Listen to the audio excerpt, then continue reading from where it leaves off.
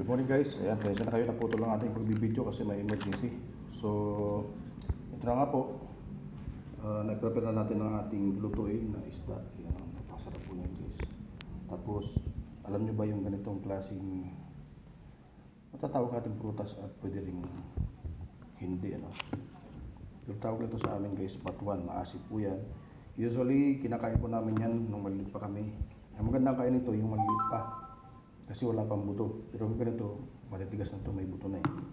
So, yan po yung tinatawag sa amin ng batuan. Maasim po yan guys.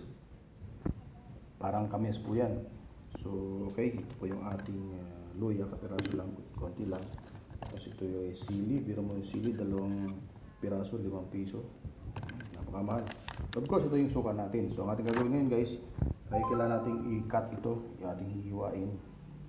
Hiwa-hiwain ito para mabilis siyang umipikto yung kanyang asim. So yan guys, yun ang ating gagawin ngayon. So yan na guys, nahiwa na natin, no?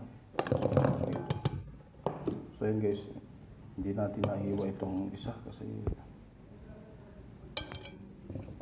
buo yung buto.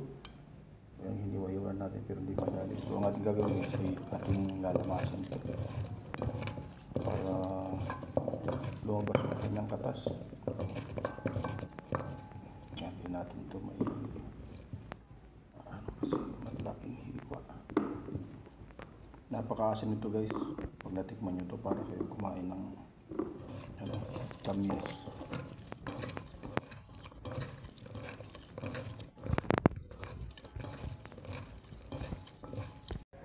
Yan guys, so ganyan na gagawin natin. Yan, lagyan natin ng isda.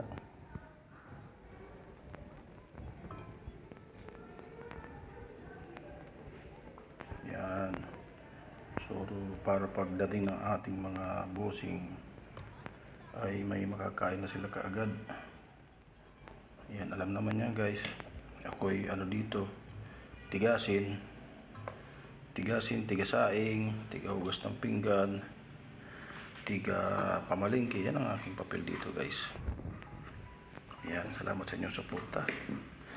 Okay, so ayan, lagyan na natin ang ating mga ingredients. Ganyan lang guys ang sekreto ng masarap na paksiw. Kung matitikman nyo ang aking niluto na paksiw na ko, baka makalimutan nyo kung saan kayo nakatira.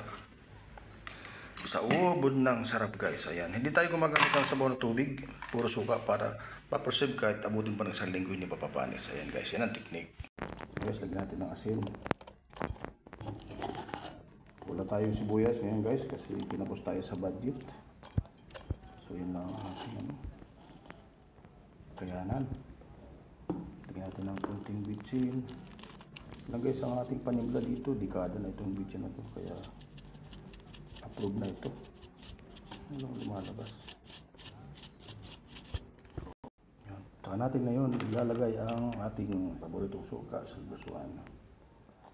Kunting sabaw lang guys. Pagka ito po ay naluto na at lalagyan natin ang ating mantika. Ayan, konti lang, hindi nga nakita yung sabaw. Konti lang guys, so lalagyan natin ng mantika mamaya. Ayan, ayan guys, salang natin. Ayan guys, so naisala na po natin. Antayin lang po natin mga 10 minutes. Maluluto na po yan at natimpla na po yan guys. Pag nawala na ang sabaw konti, ay pwede natin ilagay yung mantika. Ayan, ganyan lang guys ang simpleng pagluto. Sana meron kayo natutunan guys, ano? Guys, tingnan natin. Ayan, so kumukulo na siya. Malapit na sa maluto guys. Tingnan naman, konti lang sabaw natin. Nasuka, puro suka. Pero biglang dumami yung sabaw niya kasi yung isda po ay meron po siyang sariling katas. Kaya pag kayo po nagsasabaw ng isda, kahit pagpaksi, konti lang po ang sabaw kasi meron siyang sariling katas. Ayan guys. So maya lang konti. After siguro mga 5 minutes ay atin pong ilalagay mantika kasi chop yung sabaw, mawawala na po na yan. Okay? Thank you for watching guys ha. Ayan guys, so ayan, halos wala ng sabaw. So lagyan natin ng mantika. Konting mantika lang guys.